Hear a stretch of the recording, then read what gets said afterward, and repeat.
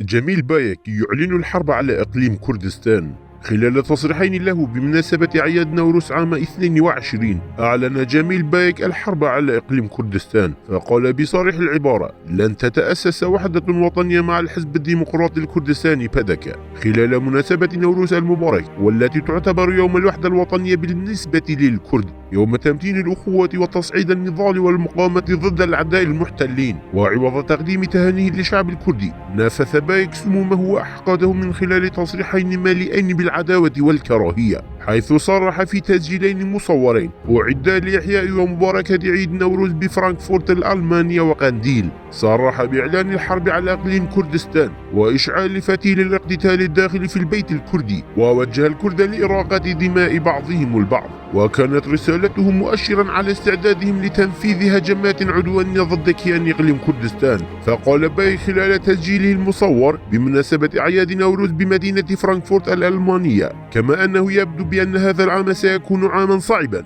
لأن الاحتلال التركي والحزب الديمقراطي الكردستاني بادكا يستعدان لشن هجمات جديدة على مناطق الدفاع المشروع. فادعى بايك بأن البارتي بادكا اختار التواطؤ مع الاحتلال التركي الذي يمارس جرائم الإبادة الجماعية، وأضاف قائلا: يجب على الشعب الكردي أن يرى هذه الحقيقة جيدا وأن يستعد لمواجهتها في كل مكان، وعليه تصعيد نضاله ضد الخيانة. هناك سبيل واحد وهو المقاومة والنصر، ولن تتأسس وحدة وطنية مع الحزب الديمقراطي الكردستاني بادكا، لأن الحزب الديمقراطي الكردستاني اختار الإبادة الجماعية وخدمة الاحتلال الفاشي التركي. وأعاد بايك خلال تسجيله الثاني الذي أعده لنوروز قنديل تكرار نفس عبارات العداء والكراهية، بل أوضح رسالته أكثر هذه المرة، حيث قال بأنهم سيشنون هجمات على إقليم كردستان خلال فترة قصيرة. وتابع قائلا: بالاستمرار على هذه الممارسات أصبح الديمقراطي الكردستاني بادكا خطرا يهدد الشعب الكردي وإقليم كردستان.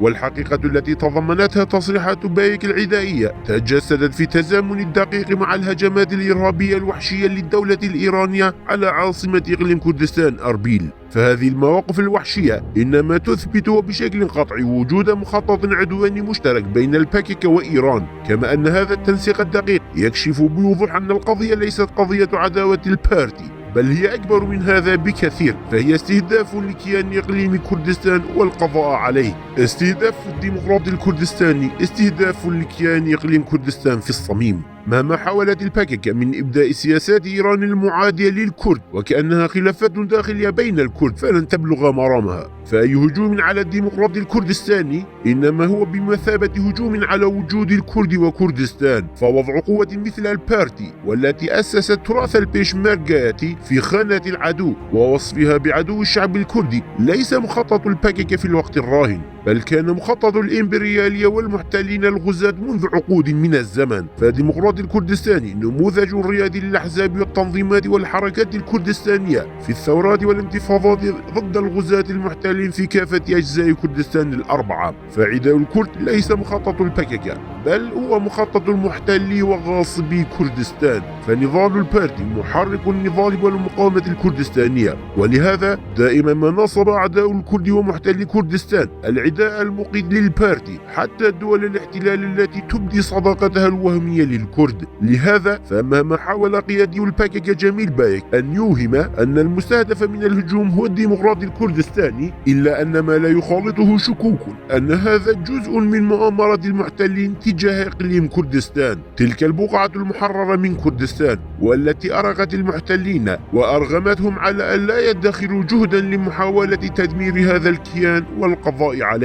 يرى محللون سياسيون أن تصريحات جميل بايك إشارة واضحة لبدء حقبة خطيرة، ويعتقد هؤلاء أن الباكيكا قد خططت لتنفيذ عمليات مسلحة داخل المدن الكردستانية تستهدف إقليم كردستان في الصميم. ومن بين هذه التحليلات ما تؤكد أن الهجمات والاعتداءات المستهدفة لبيشمركة كردستان ستبدأ في شهر نيسان المقبل. فالباكيكا ومنذ 3 أعوام لم تأل جهدا في بناء وتهيئة أرضية مناسبة لعملية كهذه دون جدوى، فقد استشهد 15 من كوكبة بيشمركة كردستان على أيدي الباكيكا خلال 14 شهرا. فقد اغتالت الباكيكا مسؤول آسايش معبر سرزير الحدودي غازي صالح آل خان في عملية اغتيالية غاشمة جبانة، كما استخدمت الصواريخ التي زودتها بها إيران في استهداف بيشمركة كردستان في حدود قضاء العمادية، ما أسفر عن استشهاد 5 من أفراد البيشمركة، بحيث نستطيع القول إن الباكيك تحاول شرعنة قتل الكرد وتحليل إراقة دمائهم على كافة صعد إعلاميا وعمليا. وما تصريح جميل بايك إلا مسمار آخر يدق في نعش الاقتتال الكردي، وإشارة واضحة إلى أن هذه العملية ستأخذ أبعادا أكثر عمقا.